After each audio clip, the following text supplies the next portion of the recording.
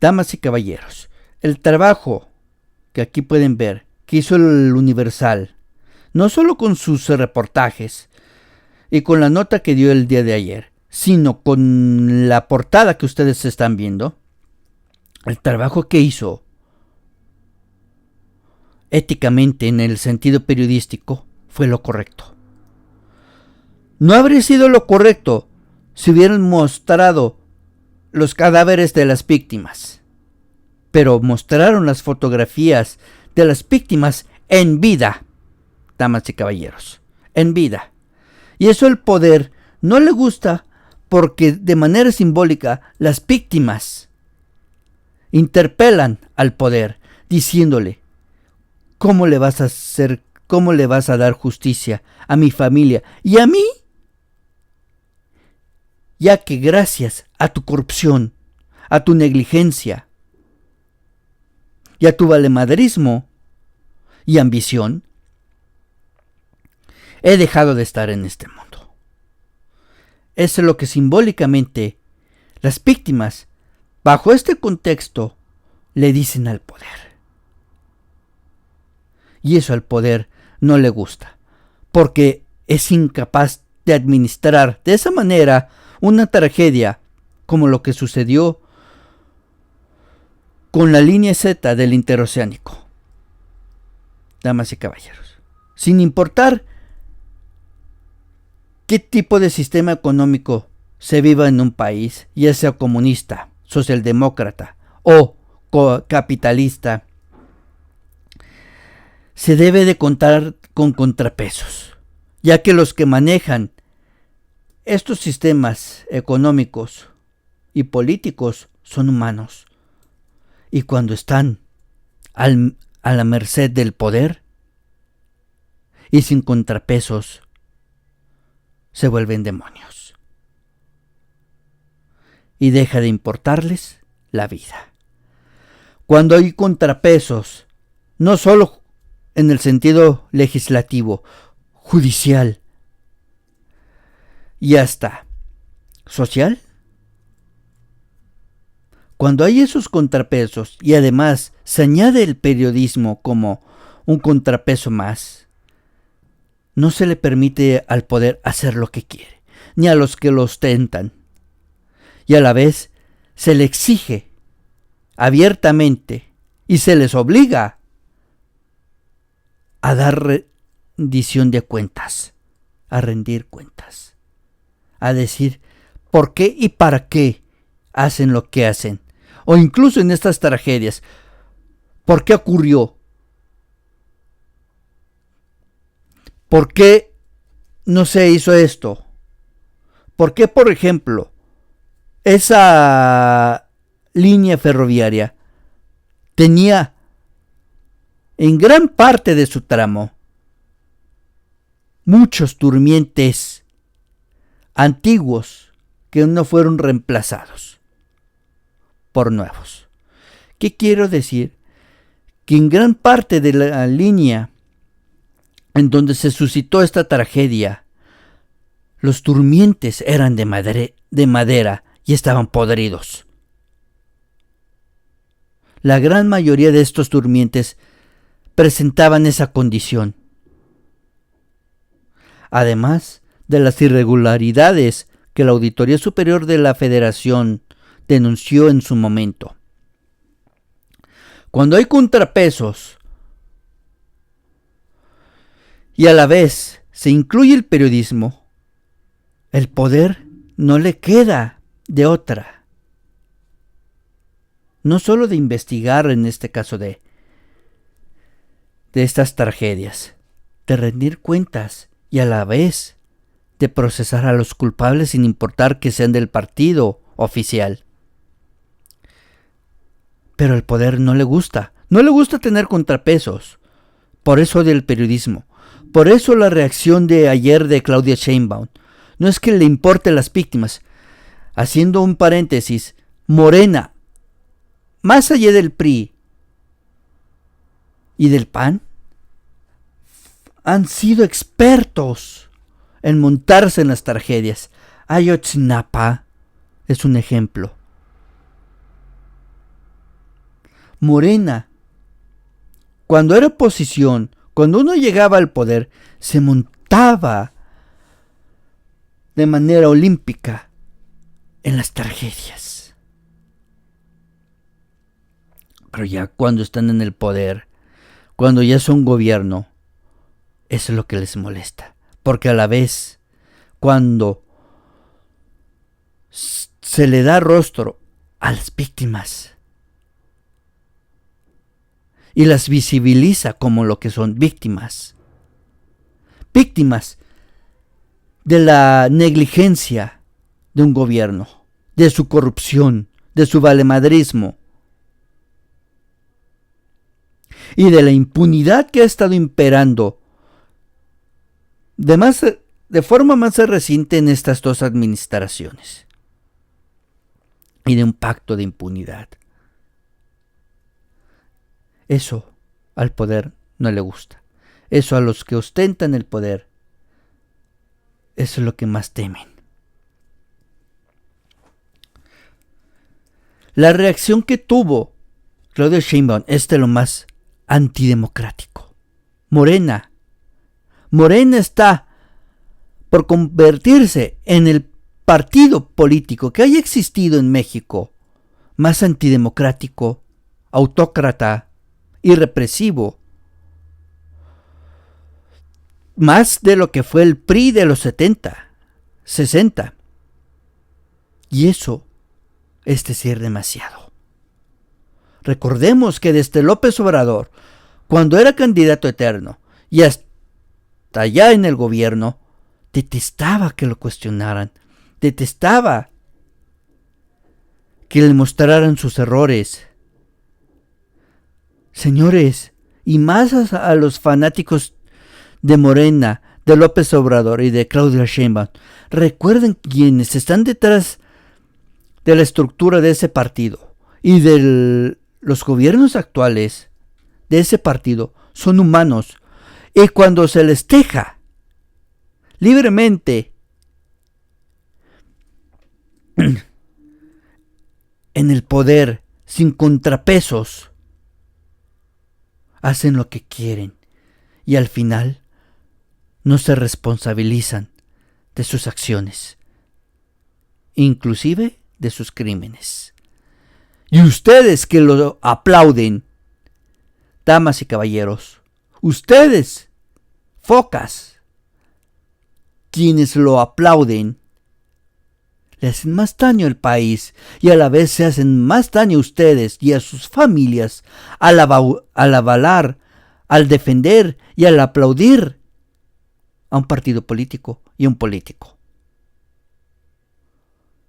Porque cada vez dan pie a que estos crímenes, a que las violaciones de derechos humanos que no deberían de estar sucediendo, les suceda a ustedes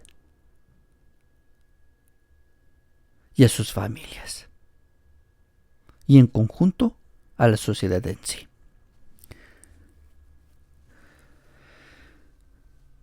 Gracias a Morena, en gran medida, la sociedad se volvió más acrítica que con gobiernos anteriores, por un adoctrinamiento de un Mesías hambriento de poder y de control. Este texto que les voy a compartir y que dio origen a esta introducción se extrajo del medio MX. Lo afirma Sandra Romandía. Aquí está el enlace. Damas y caballeros, vean, estas son las víctimas de la corrupción, impunidad, negligencia y valemadrismo de las dos administraciones del partido Morena a nivel federal. Y también podríamos decir a nivel estatal en Oaxaca. Estas son las víctimas. Y también habrá que contar, en el caso de Claudia Sheinbaum, las víctimas del colegio Repsamen, de la línea 12 del metro. El nombre y el rostro de la chica de la joven que falleció en el accidente de la línea 3 del metro y de la corrupción de ese partido y también de los anteriores. Vamos con este texto. Damas y caballeros. Hay mañanas en que la relación entre prensa y poder se tensa como un alambre demasiado estirado. La crítica desde el poder al trabajo de El Universal por publicar fotografías de las víctimas del accidente del tren interoceánico no es una anécdota, es una señal y no una menor. En esa descalificación de este martes por parte de Claudia Sheinbaum, envuelta en el lenguaje moralizante de la humanidad y la vileza, asoma una pretensión más profunda: dictar qué periodismo es aceptable cuando la tragedia exhibe fallas que el Estado preferiría administrar en silencio, y yo agregaría, para ocultarlas. El tratamiento de El Universal fue irreprochable por una razón elemental: dar identidad a las víctimas no es morbo, es memoria. No son números ni daños colaterales, son biografías interrumpidas. Nombrarlas y mostrarlas devuelve densidad humana a un hecho que, de otro modo, quedaría encapsulado en comunicados y condolencias oficiales. Hannah Arendt lo advirtió con precisión quirúrgica: cuando se borra la persona, se vacía el sentido de la responsabilidad. Sin rostro, la tragedia se vuelve estadística. Sin nombre, nadie responde. ¿Por qué creen que cuando acabó la Segunda Guerra Mundial, en los juicios de Nuremberg y en los demás juicios, donde, vaya la redundancia, juzgaron a los criminales de guerra nazis, y en esos juicios mostraron los rostros de las víctimas de los campos de concentración principalmente, para que los criminales de guerra vieran y se hicieron responsables de las muertes y del dolor que ellos causaron? A esta crítica se sumó otra, igual de reveladora. La presidenta descalificó, en tono burlón, al diario Reforma por investigar informes previos y posibles fallas estructurales en las vías del tren interoceánico. O el Reforma, que ya son especialistas en vías. Dijo: la frase no es un chascarrillo, encierra una tesis peligrosa. Sugiere que los periodistas solo pueden indagar aquello para lo que tengan una credencial técnica. Como si el escrutinio público estuviera reservado a especialistas certificados por el propio sistema que debe ser vigilado. Damas y caballeros, cuando un periodista de investigación analiza estas tragedias, estos hechos, si lo cree pertinente, busca un especialista para que diga de manera sencilla qué fue lo que falló en tragedias como esta. Solo si el periodista, durante su investigación, lo requiere para dar más contexto de la tragedia. Pero en sí no requiere ser experto ferroviario, tomando de base este caso, para investigar. Falta con ver contratos. Falta al realizar, en el momento en que se realiza un trabajo de investigación, ver los reportes oficiales en obras como esta. Y si requiere dar un más contexto, busca un experto. Lo que hace el periodista en ese momento es traducir lo que dice el especialista a un lenguaje que el lector o el la audiencia en sí pueda entender fácilmente. En cierto modo, es como el traductor del especialista, que nos dice, damas y caballeros, cuáles fueron las fallas a mayor profundidad en asuntos como este. Y otra cosa, que a muchos aplaudidores de los partidos políticos, en especial del partido Morena, olvidan, un verdadero periodista, damas y caballeros, muestra la realidad de lo que sucede en una región o ya en un país. Un periodista que no está sujeto,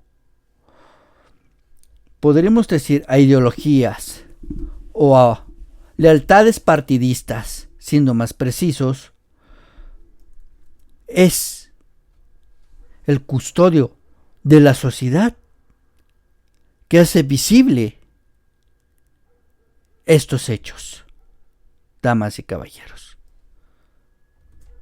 son nuestros ojos a lo que no podemos ver sencillamente.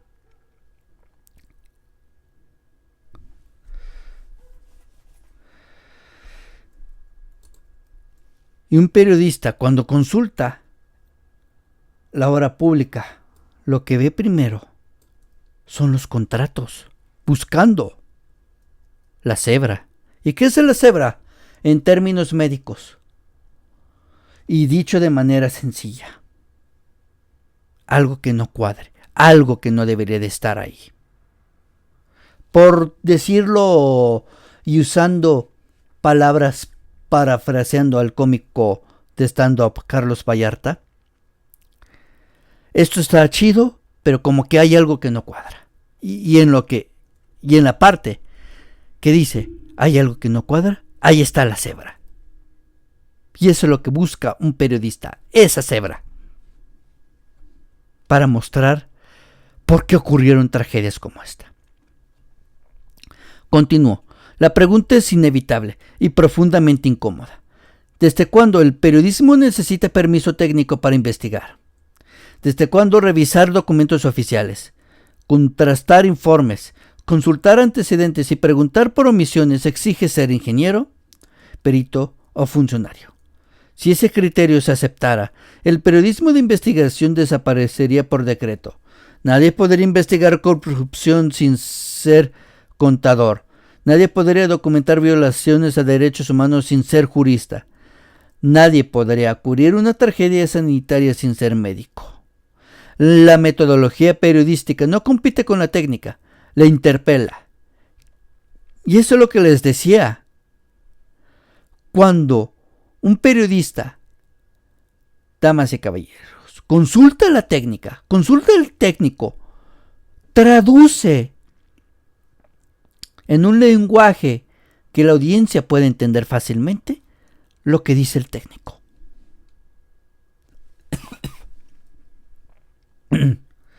No reemplaza al experto, pero conecta puntos, cruza archivos, revela alertas ignoradas y pone en contexto lo que los especialistas muchas veces advirtieron y nadie quiso escuchar. Exigir experticia como condición para investigar no es defensa del rigor, es una coartada para blindar decisiones públicas de cualquier escrutinio incómodo. Y ahí vuelvo con lo mismo, al poder no le gusta estar en escrutinio público. Le gusta actuar desde las sombras sin que nadie lo vea. Lo inquietante, entonces, no es solo que el poder se incomode. Eso ocurre incluso en democracias maduras, sino que pontifique sobre cómo deben comportarse los periodistas. Si ese reproche prosperara, la cobertura de una catástrofe debería reducirse a boletines, anuncios de acciones paliativas y declaraciones de funcionarios que lamentan lo que no supieron o no quisieron prevenir. El periodismo quedaría confinado al papel de vocero, como sucedía en el PRI de los 60, 70 y 80. La sociedad, a la, bueno, a la sociedad, a la que terminaría siendo espectadora pasiva. Damas y caballeros. El periodismo también está, como he dicho, para hacer que el poder rinda cuentas. Algo que el poder, tanto en un sistema comunista como en uno capitalista, no le gusta. Porque al final es manejado por personas. Y cuando se le da vía libre a sus acciones y decisiones, hacen lo que quieren, sin importar el costo en vidas, el costo en la economía de un país y un costo en el bienestar de los ciudadanos. Conviene recordar que dar rostro a las víctimas y revisar antecedentes incómodos es una tradición central del periodismo moderno, no una excentricidad local. The New Yorker lo hizo en el 46, con Hiroshima. Puso rostro a la tragedia en historias, un parteaguas ético que cambió la manera de narrar la guerra. The Guardian publicó retratos y relatos de las víctimas de Grenfell para evitar que la catástrofe se diluyera en un expediente técnico. The New York Times y The Washington Post han hecho lo propio al investigar fallas estructurales detrás de desastres evitables. Humanizar para comprender para exigir cuentas. Y esto es lo que quiere el poder que no suceda. Que la sociedad comprenda lo que está viviendo, lo que está pasando, para después no le terminen por rendir cuentas. Quiere evitar que la sociedad comprenda la realidad en la que se vive, para poder así hacer lo que quiere, para no tener contrapesos. Continúo. Ahora bien, ¿qué dice la ley mexicana? No existe una regulación específica que prohíba, per se, la publicación de imágenes de víctimas mortales en contextos noticiosos ni la investigación periodista de documentos técnicos.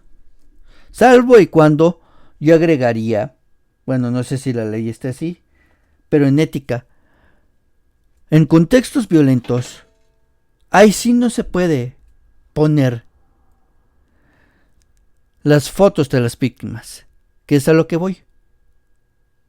Que cuando se da una noticia, como popularmente se dice, de nota roja, o ya, como se diría en forma, de la violencia que se vive cotidianamente en el país, cuando se exhibe libremente la imagen del cadáver de las víctimas, ahí sí ya no es periodismo, sí es sensacionalismo.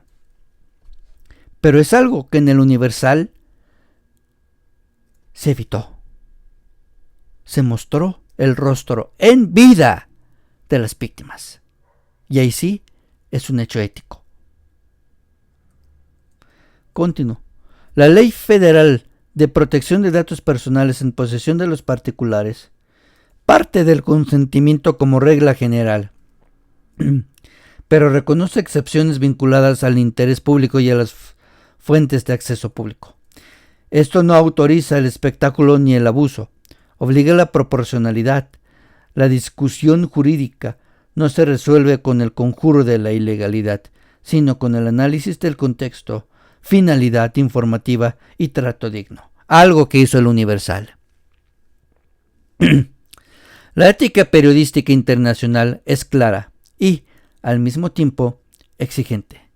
Los códigos no ordenan ocultar la realidad. Ordenan minimizar el daño sin borrar el hecho. ¿Qué quiere decir? Ordenan minimizar el daño a las víctimas, pero sin borrar el hecho, el crimen, la negligencia. Respetar la dignidad, evitar el sensacionalismo, considerar a las personas vulnerables, verificar y contextualizar. Para ordenar el debate, conviene fijar algunos puntos. Y espero que los aplaudidores, en este caso de Morena, pongan atención en estos puntos. El poder prefiere víctimas sin biografía y fallas sin contexto. ¿Qué quiere decir? Tomando como ejemplo este caso del tren interoceánico, se descarriló el tren interoceánico. Hubo 13 muertos, se va a investigar. Hasta ahí, prefiere el poder.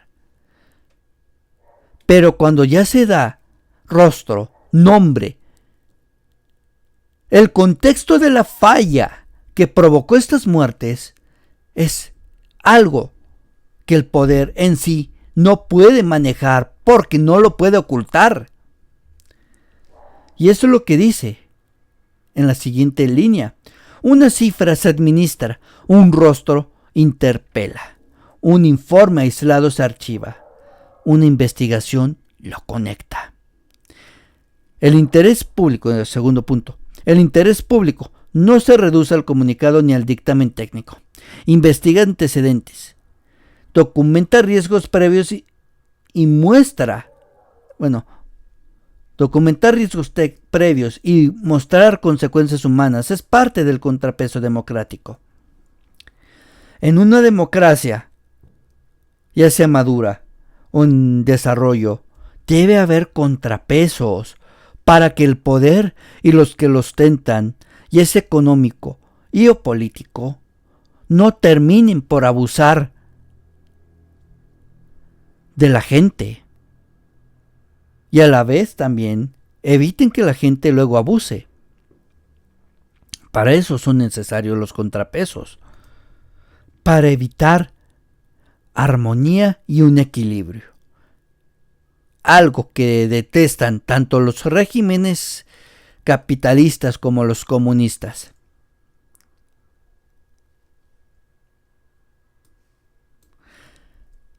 Siguiente punto. El poder en turno no puede dar clases de periodismo ni dictar qué es de interés de las audiencias y qué no. No. El poder debe estar preparado para rendir como se debe. Rendir cuentas. Damas y caballeros. Y si es interpelado y cuestionado respecto a un asunto, decir lo que realmente sucedió, más allá de los comunicados. Punto final. La legalidad no es un pretexto para moralizar ni para descalificar. En ausencia de prohibiciones expresas, el estándar es proporcionalidad, método y dignidad, no obediencia al poder. Un periodista en sí no debe de ser militante ni obediente a un movimiento, incluso a un gobierno. Tomando como base palabras que dijo el monero Hernández, que él no puede criticar al gobierno que apoyó fuertemente para que llegara. Eso es un error garrafal y a la vez una señal de sometimiento. Un periodista, ya sea un monero, un periodista de investigación, un columnista, tiene el poder, el deber ético y moral de no someterse al poder, ya sea de un movimiento, de un gobierno, y a la vez de dar la crítica y dar el contexto de las acciones de ese movimiento, de ese gobierno. ¿Para qué? Para que, tomando en cuenta las palabras del monero Hernández, que termine siendo en sí el gobierno por el cual luchó.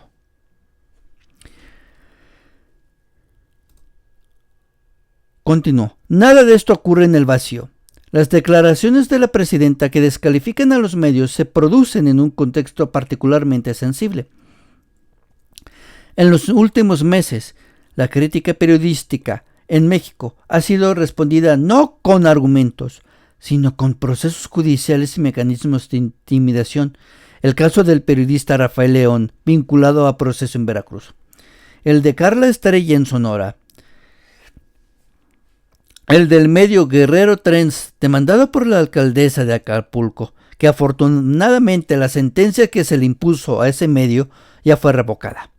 El de los procesos judiciales contra Héctor de Mauleón, y la lista sigue como nunca antes.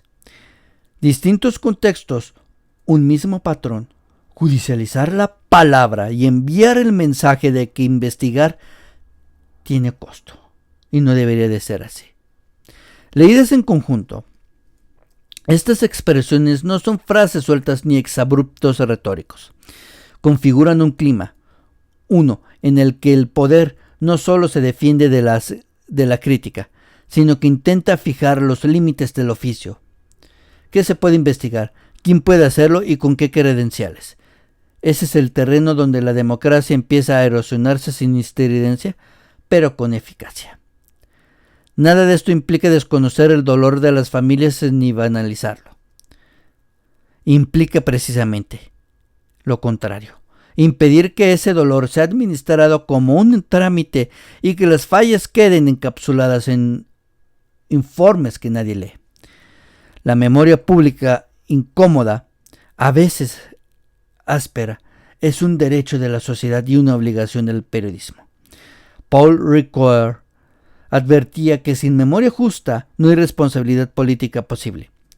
Borrar el rostro y desautorizar la indignación es el primer paso para diluir la culpa. Por eso, en el fondo del asunto, no es una fotografía, un titular, ni una burla sobre expertos en trenes. Es la tentación de convertir la ética en un látigo selectivo, la técnica en un muro y la humanidad en un argumento para desactivar preguntas. Esta reacción no es menor, es un exceso antidemocrático, porque en una democracia el poder no dicta cómo se mira ni cómo se investiga la tragedia. A lo sumo, aprende a rendir cuentas cuando alguien se atreve a mirarla y a indagarla de frente. Bueno, espero que les haya parecido bien esta columna de Sandra Romandía. Dar rostro no es vileza, es periodismo. Y yo agregaría, visibiliza a las víctimas. Estas fueron las víctimas de la corrupción, de la negligencia, del valemadrismo,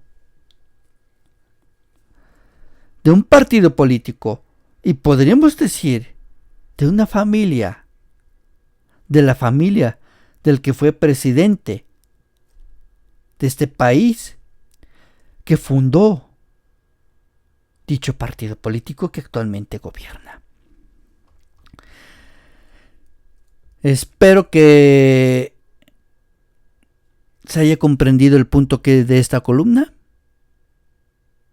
Si desean apoyar este espacio, damas y caballeros, por favor les pido que den like, compartan, se suscriban, nos brinden de su tiempo y a la vez aporten a este espacio de manera económica a través de nuestras cuentas de PayPal, Patreon, Buy My Coffee y en sí. O también puede consultar la tienda del canal o la wishlist del Dragonario, que está en nuestro Linktree, en donde se muestran los diferentes links de este espacio. Sin más, nos vemos hasta la próxima. Muy buenos días, buenas tardes, buenas noches y salud.